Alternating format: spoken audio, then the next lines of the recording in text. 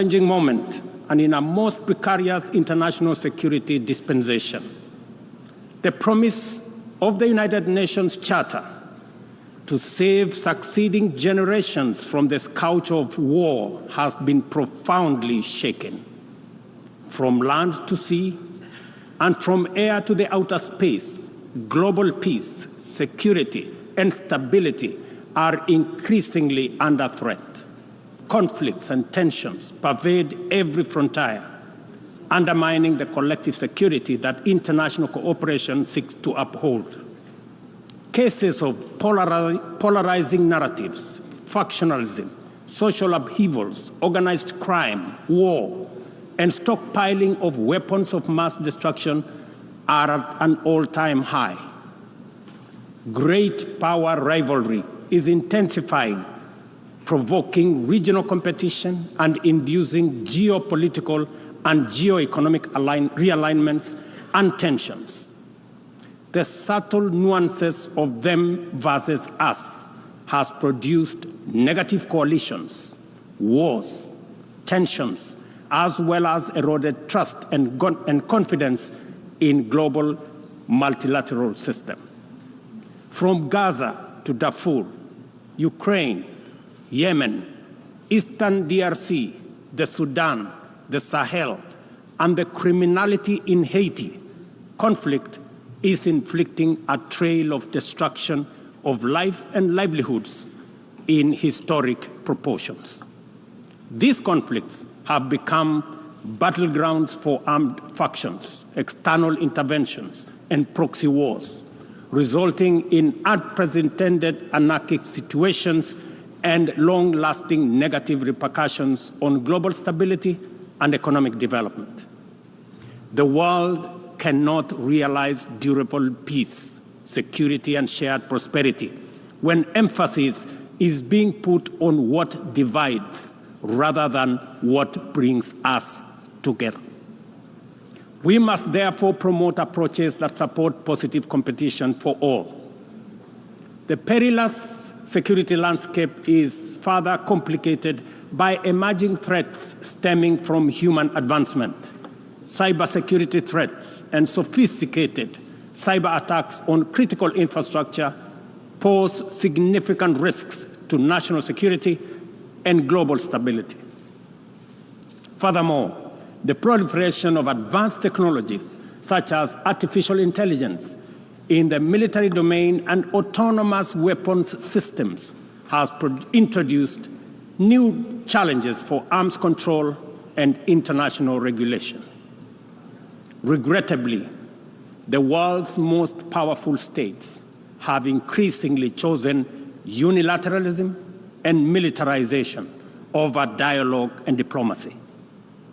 As a consequence, the capacity of our multilateral institutions to maintain and enforce peace, even in national crises with significant regional impacts, is severely undermined. Even worse, a resurgence of nuclear arms race, buoyed by the intensifying geopolitical rivalries and tensions, has made the possibility of a catastrophic nuclear warfare a real possibility. Our vision of a world free from nuclear weapons and other weapons of mass destruction is dying incrementally. We must not sit back and leave the future of upcoming generations to fate. We must intentionally rise to the occasion to meet the challenges of our time by reaffirming the core values of the UN Charter. We need to muster the political will and collectively reinforce our diplomatic efforts to confront the security threats through comprehensive, multi-pronged, and context-specific approaches. Excellencies, Kenya's commitment to international peace and security is unwavering. We continue investing in efforts that promote stability and harmony both within our region and beyond. We are committed to continuing to mediate, facilitate, and support peace initiatives and processes in our region, contributing to regional peace operations and the UN peacekeeping missions. Through our participation in the Africa Union Transition Mission in Somalia, we have stood side by side with our sisterly neighbor, Somalia, in their fight against Al-Shabaab. We are proud that Somalia will soon take up a seat as a non-permanent member of the Security Council, underscoring the tremendous progress achieved in consolidating peace and stability in that country. The UN must, however, continue to support Somalia in forging an agreement on the post-2024 security support. Kenya welcomes the adoption of the Security Council Resolution 2719, establishing a framework for financing Africa Union peace support operations through UN-assessed contributions, thereby enhancing our collective peacekeeping efforts. A well-funded AU peace operation are not only an African priority, but a global good, considering the complexity and interconnected nature of emerging threats to international peace and security. Earlier this year, under the request of the leadership of South Sudan, I launched the All-Inclusive Tumaini Initiative, bringing together the warring parties and the political leadership of South Sudan to address the root causes of the protracted conflict in that country. I commend the leadership of South Sudan and all the participating parties for their commitment to the peace process. I also thank all regional and international partners for their unwavering support, both political and financial, to the South Sudan Tumaini Initiative. Ladies and gentlemen, at the last General Assembly, I announced Kenya's readiness to lead a multinational security support mission to Haiti at the Haitian government's request. Following the Security Council's authorization under Resolution 2699, Kenya has deployed 382 specially trained police officers to Haiti. Just a few days ago, I had the opportunity to visit Haiti, witness the work of our officers in the field, and observe remarkable progress on the ground.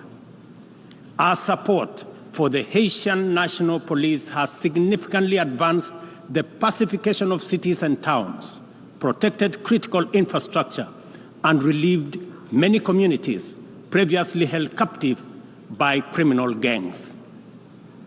I also commend Haiti's political leadership for forging an agreement and a promising roadmap towards free, fair, and democratic elections. We are deeply grateful for the financial and logistical support from the United States, Canada, and other member states that are shouldering this heavy burden. This has been critical to the MSS's deployment thus far. However, Kenya and other Caribbean and African countries are ready to deploy, but are hindered by insufficient equipment, logistics, and funding. I appeal to all member states to stand in solidarity with the people of Haiti by providing necessary support, either directly to MSS contributing countries or through the UN Trust Fund. I must emphasize, however, that Kenya will deploy the additional contingent towards attaining the target of all the 2,500 police officers by January next year. The progress so far in Haiti demonstrates that what was once deemed mission impossible is indeed a present and undeniable possibility.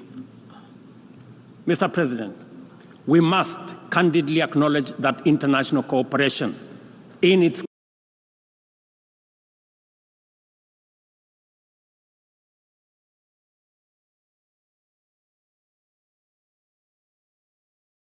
current form has clear limitations.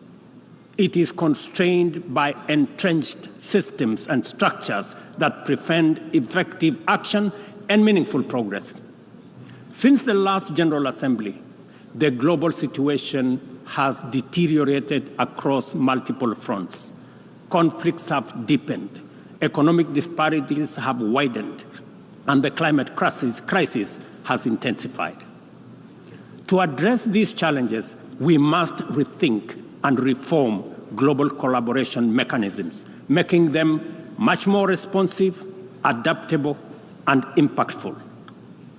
The existing international security architecture, represented by the UN Security Council, continues to hamper efforts to maintain international peace and security. The Council is, by all intents and purposes, dysfunctional, undemocratic, non-inclusive, unaccountable, autocratic, and at best, opaque. An institution that excludes 54 African countries with 1.4 billion people, while allowing one nation to veto decisions of the remaining 193 member states in the 21st century, is simply unacceptable. We must urgently seek to make the Security Council representative, inclusive, transparent, democratic, effective, and accountable. In Africa, we are not advocating for reform and collective action solely at the UN. In fact, we are also in the process of comprehensively reforming the African Union to become a fit-for-purpose institution that can effectively represent African nations globally and deliver prosperity. Excellencies, peace and development are inseparable pillars. One cannot flourish without the other. Yet, the 2024 Sustainable Development Goals report paints a bleak picture. Only 17% of targets are on track. Nearly half show minimal or moderate progress, and over 1/3 have stalled or regressed.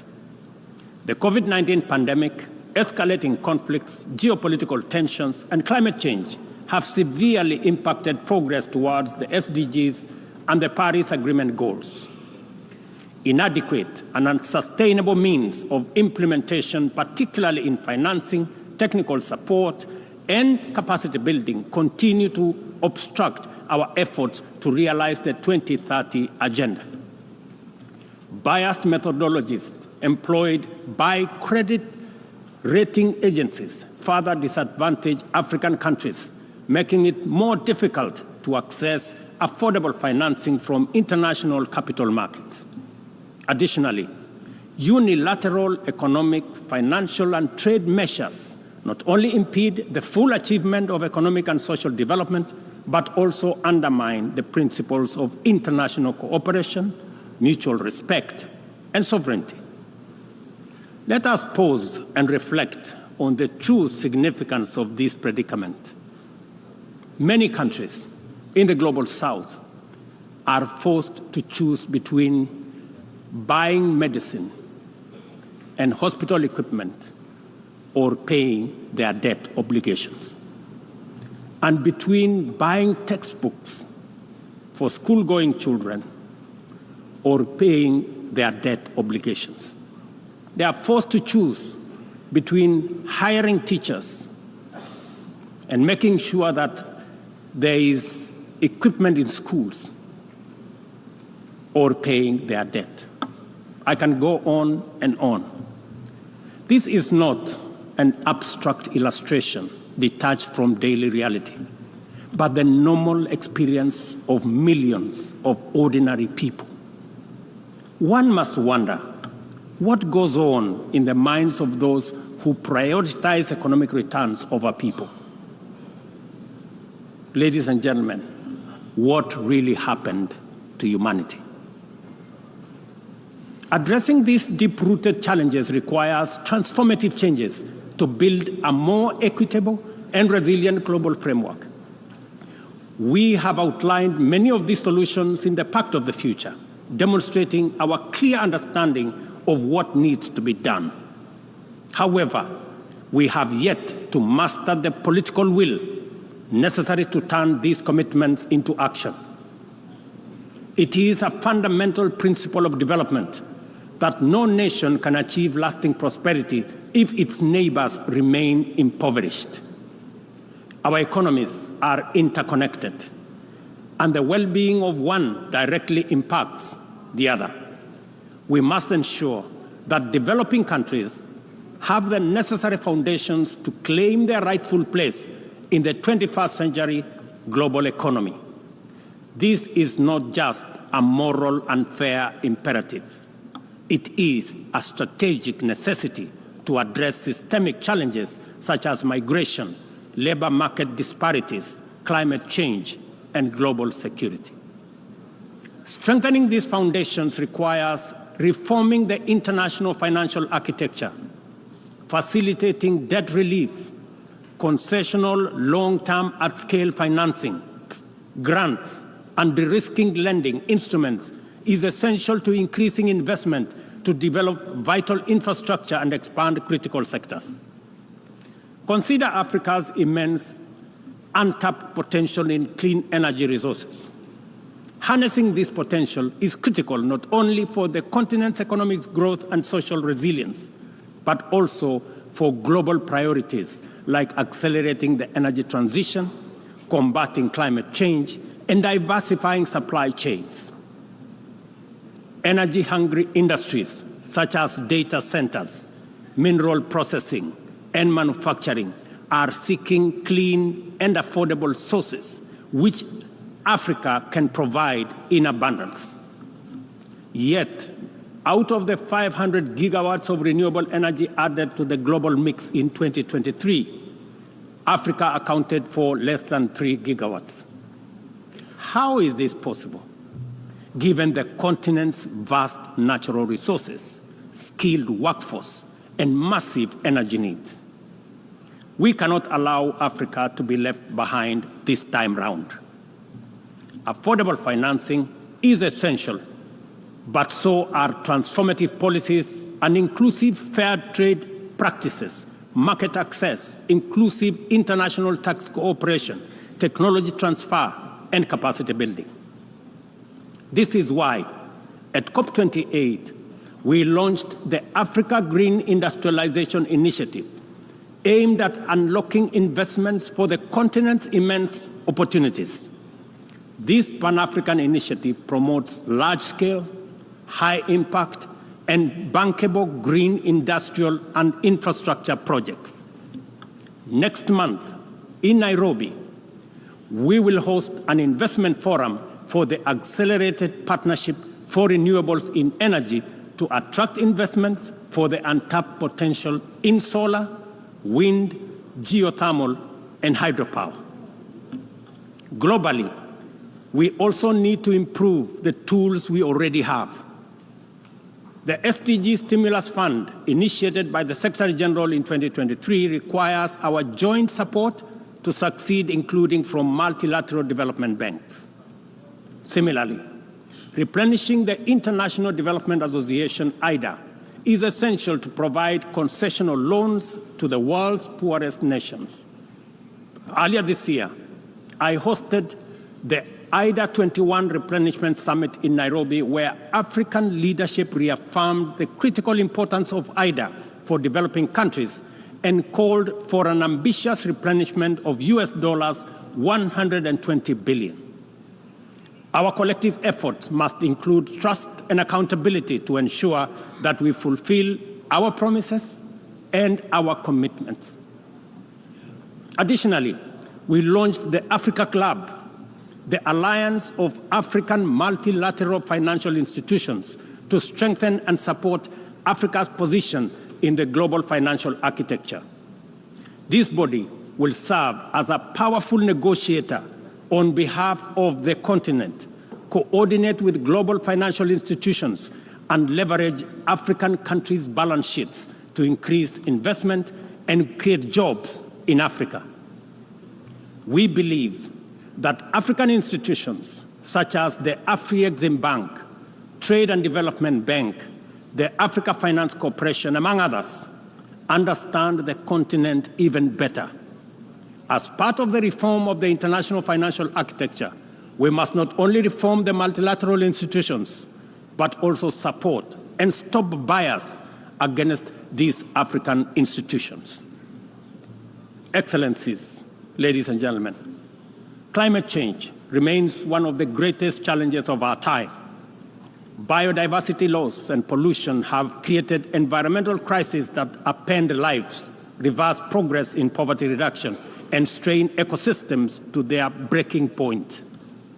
Extreme weather conditions continue to hinder the development aspirations of many countries, especially in Africa, where severe climate-related hazards are becoming more frequent and more intense. In 2022, over 110 million people in Africa were directly affected by climate-related disasters, resulting in more than $8.5 billion in economic damages. According to the Emergency Event Database, there were approximately 5,000 fatalities, though the toll is likely to be higher due to underreporting. We are at a crossroads, and the path to correcting the climate course is clear. COP29, to be held this November in Baku, Azerbaijan, presents a critical milestone in ensuring that the solutions we implement are rooted in fairness and opportunity for everybody. However, the new climate financing goal expected at COP29 faces significant hurdles as deep disagreements persist over who should contribute and how much funding is needed. Without swift resolution, these divisions risk derailing our collective progress on climate action, just as the global situation becomes increasingly urgent. Let me be clear. Political posturing and inaction will neither protect the vulnerable from the consequences of a runaway climate crisis, nor save our civilization from ecosystem collapse. It is therefore critical that all nations step forward to meet this moment with ambition and responsibility. As we confront the escalating impacts of climate change, we must also recognize the interconnected environmental challenges we face, such as plastic pollution, which continues to wreak havoc on ecosystems and threatens global sustainability. It is imperative that we adopt a robust global plastics treaty during the 5th round of negotiations in Busan in the Republic of Korea this November. Kenya fully supports an ambitious outcome and the African proposal to establish the Treaty Secretariat in Nairobi, thereby reinforcing UNEP's role. It is indeed unfortunate and regrettable, ladies and gentlemen, that UNEP is the only body where secretariats of conventions created under it are increasingly being carved out and located elsewhere. UNEP, being one of only 2 UN headquarters in the Global South, must not be cannibalized for whatever purpose or reason, let alone excuse. Mr. President, as the host country of UNEP and UN Habitat, I take this opportunity to thank the Assembly for approving the upgrade of the infrastructure at the United Nations office in Nairobi, the largest UN campus in the world. This project includes the construction of new office space and the design of ultra-modern conference facilities. These developments mark a significant milestone towards enhancing the quality and accessibility of Secretariat services to member states. Not only will they serve current needs, but they will also strengthen the future success of multilateralism. We look forward to the Assembly's continued support as construction begins in 2025. It will be critical to ensure that UNON receives sustainable and predictable resources to ensure the timely completion of this upgrade. Kenya will continue to play its part in ensuring that UNON fulfills its mandate. Accordingly, the government of Kenya has undertaken extensive improvements and expansion of physical infrastructure around the complex and will continue working towards making Nairobi a regional and humanitarian hub for the United Nations.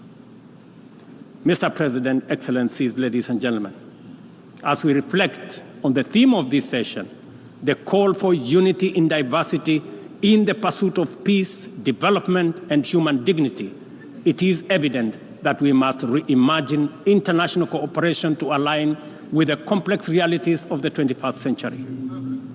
Our actions must reflect our ambition and commitment to a world where progress is measured not just by economic growth, but by the well-being, rights, and dignity of every person.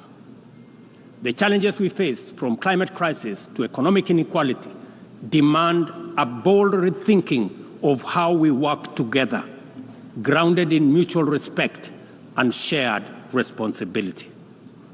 The achievement of the Sustainable Development Goals cannot be reserved for the privileged few. It must be a shared success that uplifts all nations, transcending borders and disparities. Our collective efforts to combat climate change must be rooted in fairness and equity, ensuring that no nation or community bears a disproportionate burden. This is our shared journey. We must have a say in the choices we make. We must move beyond outdated paradigms of power and influence to create a system of international cooperation that reflects the aspirations and dignity of every human being. We must embrace a new vision of global solidarity, one that upholds the principles of equity and inclusivity. It is within our power to build a world that embodies the true spirit of the United Nations, a world where every voice is heard, every life is valued, and global progress is shared by all. This is the cooperation our people expect, our future demands, and it is the commitment we must deliver. I thank you.